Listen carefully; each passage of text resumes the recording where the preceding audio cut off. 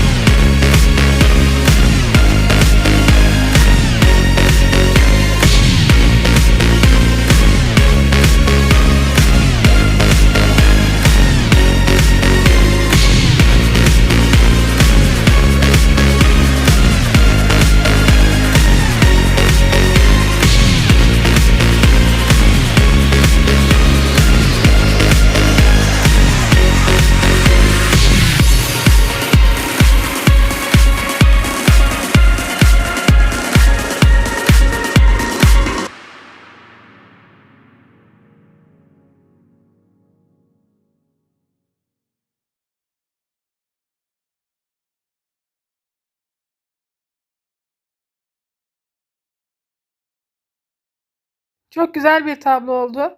Beğendiniz mi arkadaşlar? Yorumlarda belirtmeyi unutmayın. Kanalıma abone olmayı, like atmayı unutmayın. Yeni videolarda görüşmek üzere. Hoşça kalın.